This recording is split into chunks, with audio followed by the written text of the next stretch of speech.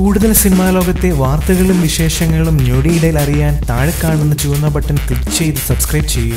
1971 India Pakistan യുദ്ധത്തെ ആസ്പദമാക്കിയാണ് cinema മുന്നോട്ടു നീങ്ങുന്നത്. സംഭവ കഥകളെ ആസ്പദമാക്കിയുള്ള സിനിമ ഇന്ത്യ പാകിസ്ഥാൻ സൈനികന്മാരുടെ യുദ്ധഗാഥകൾക്കപ്പുറം അവരുടെ വികാരങ്ങളിലൂടെയും വിചാരങ്ങളിലൂടെയും സിനിമ സഞ്ചരിച്ചു. മാനുഷികതയുടെ അതിരുകൾ ഭേദിച്ച് പുനർചിന്തകൾക്ക് വിധേയമാകുന്നുണ്ട് സിനിമ. ഇവിടെയാണ് 1971 ബിയോണ്ട് ബോർഡേഴ്സ് എന്ന സിനിമ ടിക്കറ്റ് 43 എന്ന സിനിമയുടെ പ്രമേയ തുടർച്ച അനുഭവപ്പെടുന്നത്. എന്നാൽ സിനിമയുടെ ആകമൊത്തം വിവരണത്തിൽ സ്വന്തമായ കാഴ്ചപ്പാടുകൾ, നിലപാടുകൾ പ്രേക്ഷകന് നൽകുന്ന സിനിമയാണ് 1971 ബിയോണ്ട് ബോർഡേഴ്സ്. ഓരോ സിനിമ കഴിയുമ്പോഴും മേജർ രവി എന്ന വ്യക്തിയുടെ ഉടലെടുത്ത മാറ്റങ്ങൾക്ക് സാക്ഷ്യമാകുന്നുണ്ട് 1971. കാരണം ആദ്യ സിനിമകളിൽ വില്ലനുമേൽ വിജയം നേടുന്ന നായകൻ എന്ന നിലയിൽ നായകന് ഹീറോ പരിവേഷം ചാർത്തുന്നിടത്ത് എന്തിനു വേണ്ടിയാണ് യുദ്ധം ചെയ്യുന്നത് എന്ന ചോദ്യത്തിൽ എത്തി നിൽക്കുകയാണ് മേജർ രവി 1971 ബിയോണ്ട് ബോർഡേഴ്സിലൂടെ. മേജർ രവി എന്ന സംവിധായകന്റെ വളർച്ച കൂടി സൂചിപ്പിക്കുന്ന സിനിമയാണ് 1971. ഇത്തരം ഒരു സിനിമയെ അത് ആവശ്യപ്പെടുന്ന തരം പ്ലാറ്റ്ഫോമിൽ നിന്നുകൊണ്ട് സിനിമയുടെ ഉദ്ദേശശുദ്ധി ചോർന്നു പോകാതെ അവതരിപ്പിക്കാൻ കഴിയുന്ന തരത്തിൽ അനുഭവപരിചിതനായിരിക്കുന്നു സംവിധായകൻ.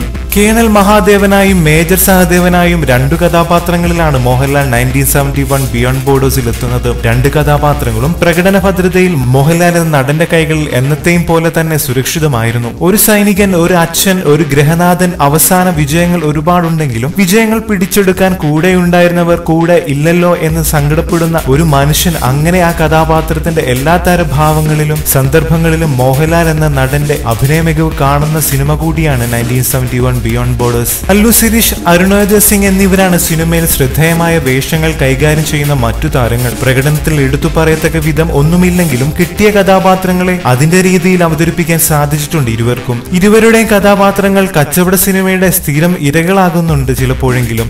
സിനിമയുടെ ആകെ ആസ്വാദനത്തിൽ സൗകര്യപൂർവ്വം മറന്നുകളയാവുന്ന പോരായ്മയെ മാത്രം മാറുന്നുണ്ട് അത്. രഞ്ജി പണിക്കർ, സുധീർ കരമന, സൈജു കുറുപ്പ്, ദേവൻ, ആശ ശരത്, പ്രിയങ്ക അഗർവാൾ, നേഹ ഖാൻ, പത്മരാജ് രതീഷ്, കൃഷ്ണകുമാർ, മണിക്കുട്ടൻ എന്നിവരാണ് മറ്റു കഥാപാത്രങ്ങളെ അവതരിപ്പിച്ചിരിക്കുന്നത്.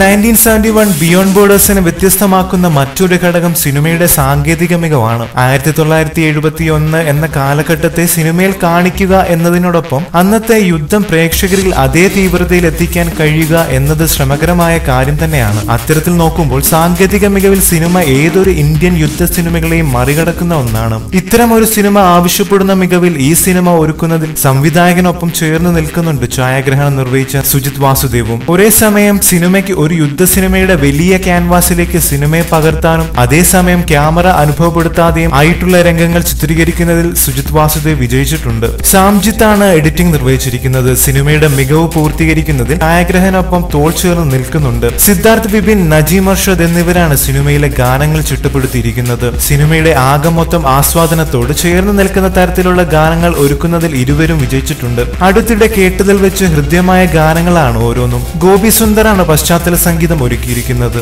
എന്നത്തെയും പോലെ തന്നെ സിനിമയുടെ പരിസരത്തോട് ചേർന്ന് നിൽപ്പുണ്ട് ഗോപി സുന്ദറിന്റെ പശ്ചാത്തല സംഗീതം. കലാസംവിധാനത്തിലും ശബ്ദമിശ്രണത്തിലുമുള്ള സിനിമയുടെ മികവ് കൂടി എടുത്തു പറയേണ്ട ഒന്ന് തന്നെയാണ്. ആകത്തുകയിൽ വെറും യുദ്ധ സിനിമയുടെ സാങ്കേതികതയിൽ തളച്ചിടാതെ സിനിമയുടെ പേര് സൂചിപ്പിക്കുന്നത് പോലെ അതിരുകൾക്കപ്പുറത്തേക്ക് മനുഷ്യവികാരങ്ങളെ തുറന്നുവിടുന്ന സിനിമയാണ് 1971 ബിയോണ്ട് ബോർഡേഴ്സ്. അതോടൊപ്പം സാങ്കേതിക മികവിൽ മലയാളത്തിൽ സംഭവിക്കുന്ന ആദ്യ സൈനിക സിനിമ എന്ന നിലയിലും അഭിമാനമാകുന്ന സിനിമയാകുന്നുണ്ട് 1971. നല്ല സിനിമയുടെ നാളുകൾ മോഹൻലാൽ എന്ന നടനിലൂടെ മലയാള സിനിമയിൽ പടർന്നു പന്തലിക്കുന്നതിന്റെ തുടർച്ച കൂടിയാകുന്നുണ്ട് 1971 ബിയോണ്ട് ബോർഡേഴ്സ്. ഈ വീഡിയോ ഇഷ്ടമായെങ്കിൽ ലൈക്ക്, ഷെയർ, കമന്റും ചെയ്യുക. കൂടുതൽ അടിപൊളി വീഡിയോകൾക്ക് സബ്സ്ക്രൈബ് ചെയ്യുക. നന്ദി.